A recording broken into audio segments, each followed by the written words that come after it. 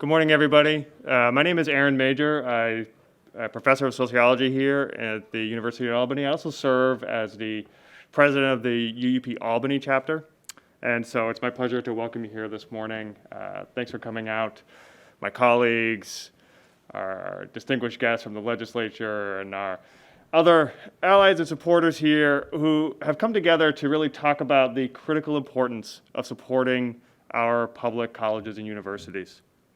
Now, I think the last 2 years have really highlighted why we need robust, well-funded public institutions like the schools in the SUNY system. You know, when the pandemic hit, it was my colleagues here, both the teaching faculty and our professionals working with students, that allowed students to continue to get the high-quality education that from this campus really means a ticket to the middle class, a great source of opportunity and upward mobility. It was my colleagues here on this campus that when the pandemic hit developed a really quite novel COVID testing procedure that allowed us here, not just on campus, but in our community and campuses around the state to track and contain the spread of the virus.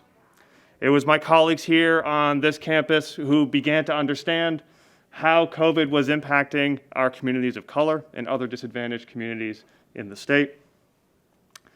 And as our campus has recently announced, it will hopefully be here that we'll begin to train the next generation of nurses and other health professionals. We are all committed to providing high quality education and opportunity to our students and serving the community.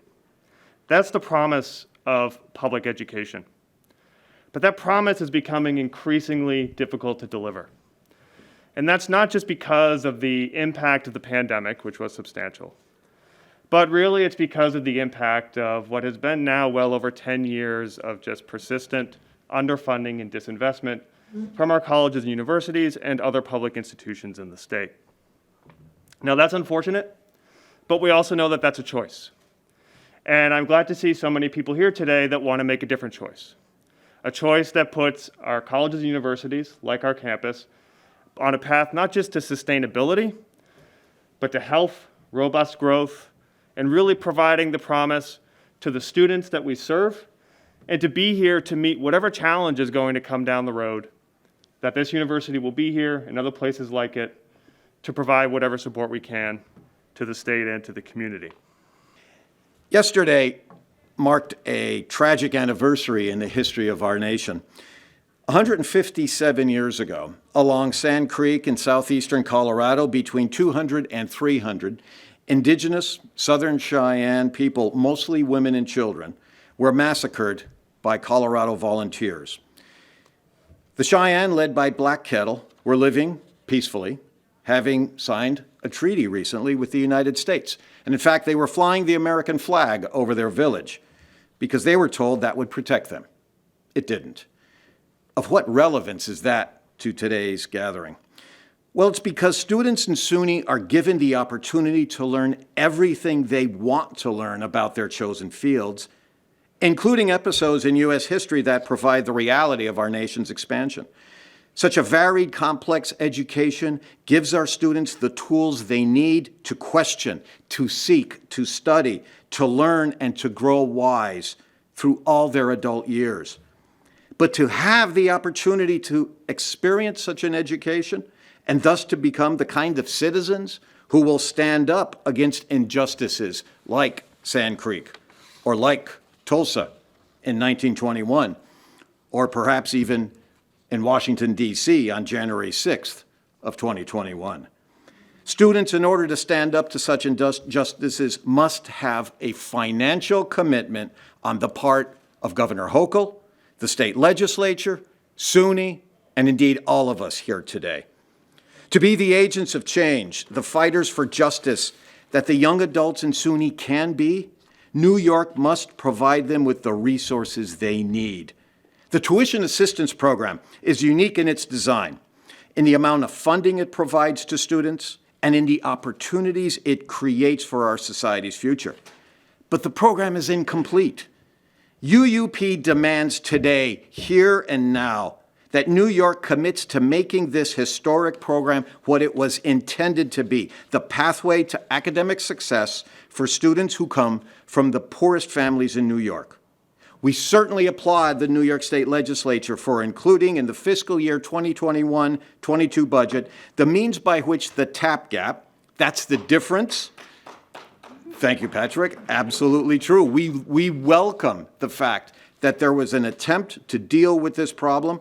The problem is the difference between what students pay in tuition for a SUNY education and what the program credits to campuses. That's the TAP gap. And according to the budget passed last year, that will be eliminated in 3 years. It's a great step forward. And it also acknowledges the burden that the gap has brought to campuses in SUNY and to some of our students. Well, now is the time for Governor Hochul and the New York State Legislature to close the gap, to not wait for 3 years, but for it to be done now. This step would be an investment in the future of New York, not just in its economic future, but in its social and political future. It would bring into SUNY countless students who cannot attend the campus of their choice right now because of the lack of resources at so many of our campuses to support their drive for success. We've all heard about the falling enrollment at SUNY campuses. Some say it's demographics. Some say it's failing campus leadership. Some even say it's higher education not keeping up with what students want today. Well, perhaps there is some truth to some of these explanations, but what cannot be argued is that no institution of any kind which serves the public will attract participants if there is continuous disinvestment in it. SUNY cannot succeed without the leaders of New York standing for the students we in UUP serve. The time for austerity budgets, the hammer with which Andrew Cuomo pounded away at SUNY for 11 years, is over. It left town disgraced with him. The time for procrastination and half measures is over as well, if we collectively care about the future of our state and nation. We need enlightened citizens who seek the truth and embrace it when it is found. We need citizens who accept facts as the guides to making informed decisions. And in an era when democracy is under direct assault and pandemics threaten the future of all of us, we need citizens who will boldly defend democracy while embracing all the cures to social ills that we can discover together. Sand Creek, Tulsa, January 6th. All these events were fueled by racism, hatred, and ignorance. The only way to avoid future events of this kind is to raise up generation after generation of wise and compassionate citizens. The best way to achieve this is with a tuition assistance program that is fully grounded in the principles of social and economic justice, designed to meet the needs of all our students in their quest for a better future for themselves. The time is now to make TAP whole. Neither justice nor our future can wait one day more. We realize that for the past several years, there has been this TAP gap that has been growing. And maybe it's only about 4 or 5 years ago, Phil, I think is when it really started to jump on our radar screen. And as you know, with the uncertainty with the pandemic, we did not act accordingly. We did not act until the end last year, as Fred alluded to, where we set a timeline. But that timeline has to stop now. We need to close the TAP gap today. And the reason is this. Think about it, 3 more years. TAP has always been that funding that has really made that possibility happen for an individual to ascend a SUNY school. Waiting 3 more years is an injustice to those individuals who are not able to access the system, plain and simple. The good news is we have a new governor. The better news is the state is in a much better financial situation. It's an opportunity to correct the ills of the past, and this will remain a #1 priority of mine in the upcoming budget cycle. And that's why we're here today. I have a very personal connection with this campus. When I was a little boy, I used to follow my mother around while she went to school here. And so our family is most appreciative of the need to keep tuition affordable. As a member of the legislature, there are many, many strange things in the New York State budget, many things that make no sense. And the TAP gap is certainly one of them. How you cannot fully fund the attendance of students at institutions, I don't know where you expect the universities to get the money, from what other source. So we need to be on a constant campaign to put an end to this TAP gap. It makes no logical sense to anyone.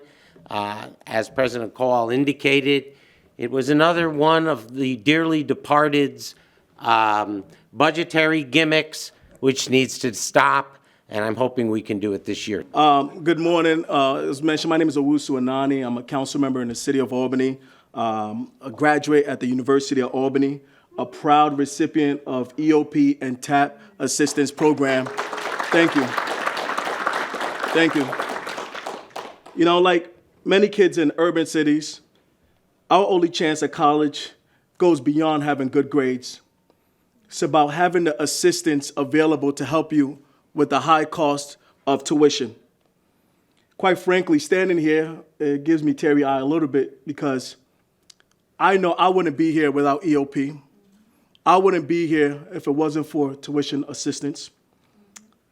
And as a kid that grew up in Brooklyn, I think about many of the kids that I graduated with out of high school, that they weren't able to have these opportunities because of the barriers of the cost of college. And if you look up the zip code 11226 in Brooklyn, many of the people that I grew up with is either in jail or dead.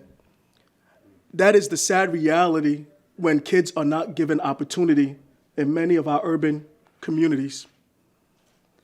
Today, the conversation about inflation and the cost of living, for those going to college and recent graduates know too well. The cost of college have skyrocketed while financial aid has stayed flat. We can't let cost to barrier to education in New York. We need to expand and increase the amount of aid for tuition assistance programs. We want our kids to be successful. We need to give them, to make the investment that they need to succeed, to achieve the American dream.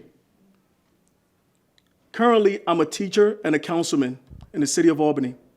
I'm giving back to our kids through the public schools, and I'm also giving back to our community as a councilman. It was because of TAP that gave me that opportunity. Is UUP in the house? Is UAlbany in the house? Is SUNY in the house? Good morning. My name is Brad Hershenson. I'm a graduate student at the University at Albany. I'm president of the SUNY Student Assembly, which represents the almost 400,000 students across our 64 campuses. I want to thank you all for joining us today to come together on such an important issue, fully funding public higher education. Today, we are here to restore opportunity. We are here to restore SUNY and to reaffirm our commitment to closing the TAP Canyon. We must commit to fully closing the TAP Canyon to ensure access to public higher education for all. The tuition assistance program allows eligible students to attend SUNY schools with aid. However, our campuses have been penalized by a shortfall in support.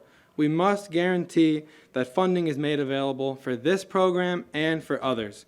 And we have to start to reverse this trend of constantly relying on tuition, which is a user tax, and stop balancing the budgets on the backs of our students. We must invest in public higher education, and the least we can do is close the TAP Canyon. As an institution of public higher education, we have an opportunity and an obligation to be a leader in this field, and our stance today reaffirms our commitment to true affordability, true accessibility, and academic excellence at SUNY.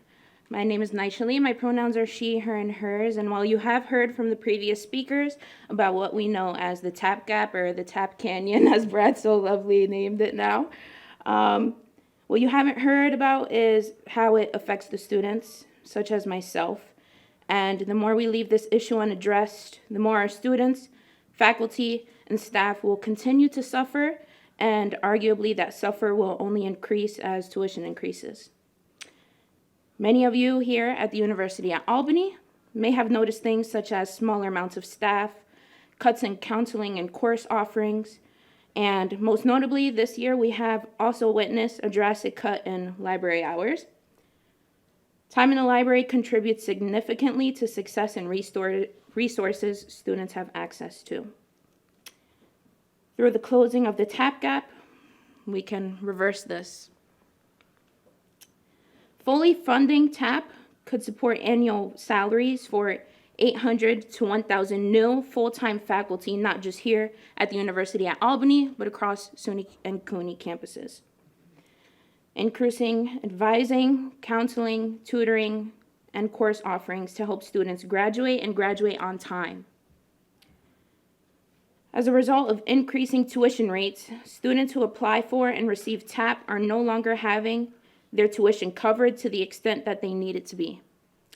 This not only impacts the decisions they make in regards to how many classes they enroll in, whether they can graduate on time, but also to whether or not they have to go job searching in addition to school, sacrifice meals, transportation, and other necessities in order to cover the cost of their fees, room, and board, all of which I've had to do.